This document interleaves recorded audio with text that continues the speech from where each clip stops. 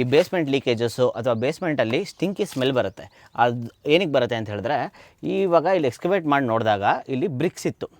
ನಾರ್ಮಲಾಗಿ ಕಾಂಕ್ರೀಟ್ ಇರಬೇಕು, ಬಟ್ ಅದರಲ್ಲಿ ಬ್ರಿಕ್ಸ್ ಇತ್ತು. ಆ ಬ್ರಿಕ್ಸ್ ಜಾಯಿಂಟ್ಸ್ ಕೂಡ ಡಿಗ್ರೇಡ್ ಆಗೋಗಿತ್ತು. ಹಾಗಾಗಿ ಇಲ್ಲಿ ಏನು ಮಾಡಿದ್ವಿ, ಫಸ್ಟು ಬ್ರಿಕ್ ಜಾಯಿಂಟ್ಸ್ನೆಲ್ಲ ಜಾಯಿಂಟ್ ಟ್ರೀಟ್ ಮಾಡಿದ್ವಿ. ಬ್ರಿಕ್ ಜಾಯಿಂಟ್ ಟ್ರೀಟ್ ಮಾಡಿದ್ಮೇಲೆ ಇದು ಬ್ರೀದಬಲ್ ಪ್ಲಾಸ್ಟರ್ ಅಂತ ಮಾಡಿದ್ದೀವಿ. ಇದು ಸ್ಪೆಷಲ್ ಮೆಟೀರಿಯಲು.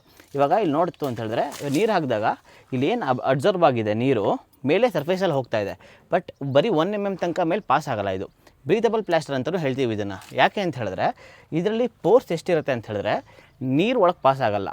ಅದರಲ್ಲಿ ಹೈಡ್ರೋಫೋಬಿಕ್ ಪ್ರಾಪರ್ಟೀಸ್ ಇರುತ್ತೆ. ಬಟ್ ಪೋರ್ಸ್ ಎಷ್ಟಿರುತ್ತೆ ಅಂದರೆ, ವೇಪರ್ ಏನಾರ ಇತ್ತು ಒಳಗಡೆ ಅಂತ ಹೇಳಿದ್ರೆ ಅದು ಮಾತ್ರ ಆಚೆ ಪಾಸ್ ಆಗೋ ಥರ ಇರುತ್ತೆ. ಸೊ ಬ್ರಿಕ್ ಇರೋ ಜಾಗದಲ್ಲಿ ಇದು ತುಂಬ ಒಳ್ಳೆ ಐಡಿಯಲ್ ಮೆಟೀರಿಯಲು. ಬ್ರಿಕ್ಕಲ್ಲಿ ಏನೋ ಮಾಯ್ಚರ್ ಇತ್ತು ಅಂದರೆ ಆಚೆ ಬರೋಕ್ಕೆ ಬಿಡುತ್ತೆ, ಬಟ್ ಹೊಸ ವಾಟರ್ನ ಒಳಗೆ ಬಿಡೋಲ್ಲ. ಅದ್ರ ಜೊತೆಗೆ ನೆಕ್ಸ್ಟು ಈ ಕೇಸಲ್ಲಿ ಇಶ್ಯೂ ಏನು ಬರುತ್ತೆ, ಈ ಕೋವಿಂಗ್ಸ್ ಎಲ್ಲ ಕ್ರ್ಯಾಕ್ ಆಗಿರುತ್ತೆ.